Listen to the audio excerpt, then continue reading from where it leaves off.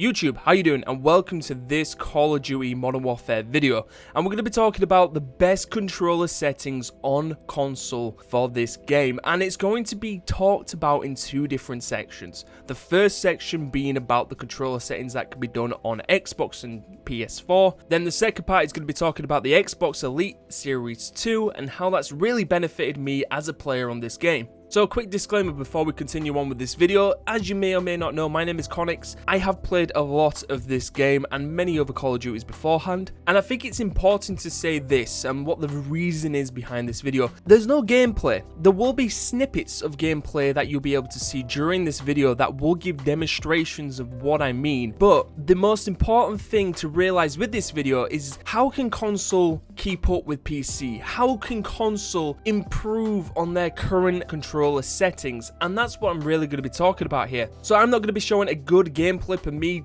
getting Juggernaut or getting a really high kill streak of different ways I've played that particular game, because there's too many factors to get involved. Positioning, how to move, who was I playing against, am I playing hardcore, am I playing core? No, this video is going to be improving on those fundamentals that you can get in this game to get those high kill games and to keep up with the professionals. I play a lot of crossplay. A couple of my friends are on PS4 and I like to play with those, which means we get thrown in a couple of PC lobbies. That's okay because those guys are really good at flicking, and I'll kind of get on with those.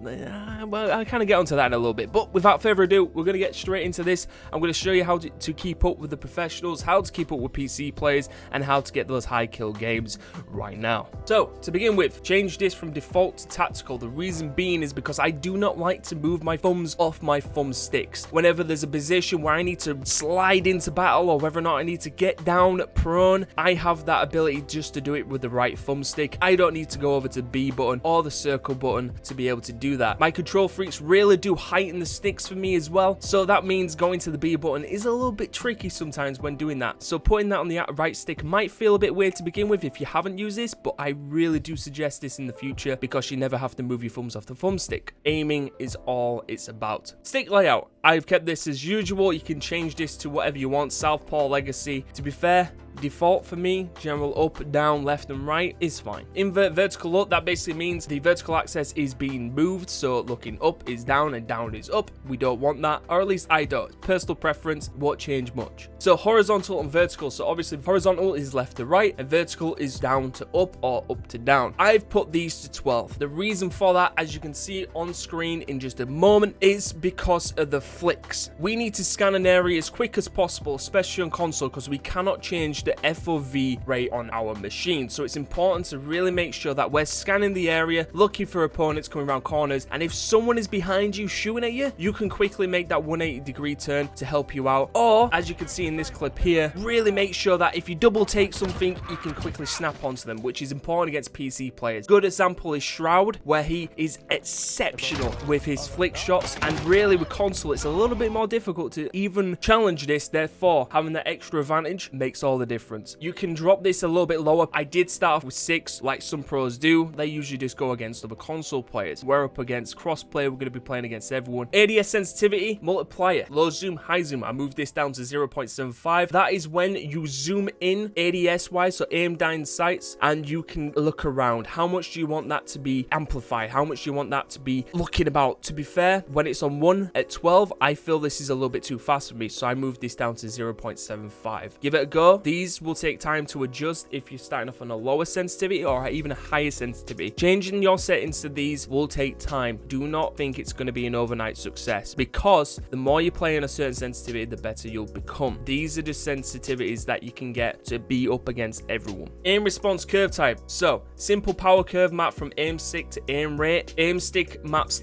directly to aim rate, and reverse S curve mapping for fine aim rate control. With this, don't think too much into it. I just move it to dynamic. Standard and dynamic will be very, very minuscule in all honesty. The idea of basically the recoil in this gun and in this game, especially when zero attachments are on your weapons, really making sure that when we're shooting, we're pulling down the right stick to control that fire rate. Control vibration, I turn this off. You can leave it on if you want. If you turn off the vibration, there's less distraction going on there. Warfare. So aim assist, I've left it on standard. We do not want to leave it on disabled. I've watched a video that hopefully I'll leave down in the description down below that gives a little bit more information, but precision apparently is for more professional players. That gives a smaller hitbox when aim assist does kick in, and focusing does create a larger hitbox. You can be further away from the target and it'll start zooming in, especially for new players. However, standard is generally the best one because it rotates with the player. Of course, there'll be a video down in the description that explains it more. ADS and melee, so pretty much I just focus on aiming and then pressing the melee button, which is B for me. That's disabled. Aiming down sights is of course hold, because that's what I'm used to and it's easy on the controller. Equipment, which is hold. Tap to reload. Lead ammo switch, have that enabled. When you run out of bullets on one gun, it'll just automatically switch to the next gun, which is vastly important, especially if you're in a heated moment. Slide behavior, I have this as tap. Auto move forward, automatic sprint, and vehicle camera recenter, leave that as an enabled. Brightness is 50%, film grain 0, tooltip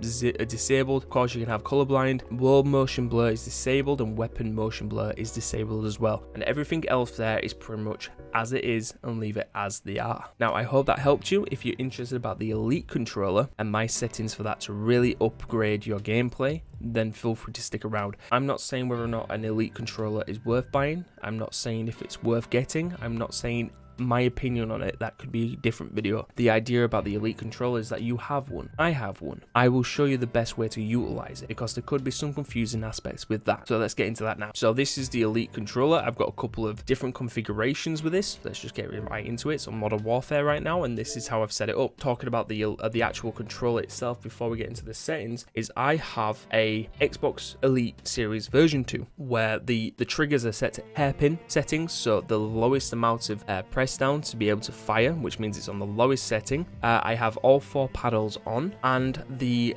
tips of them is the dome one on the left stick with the rippled effect, and then on the right it's the same size, but it will have a control freak, which I will leave down in the description down below. Now, the control freak, if you have never had one, is amazing. It does generally make it a longer distance to travel, especially when going to reload, change weapon, jump, or melee. That's okay, because in these settings, this is how we're going to change it and eliminate that movement so your thumbs never leave your thumbsticks. So of course, my bumpers and my triggers are all the same. P1 is the reload button, P2 is my A button, my jumping button, P4 is B, which is melee, so I never have to leave, apart from if I'm changing to a different weapon, which generally I go to the claw technique and just use my index finger to press the Y button or the triangle button just to make it a little bit easier. And then the P3 is what I generally do to press left stick in to run. I generally double tap this whenever I'm trying to run. The left stick, it's on primary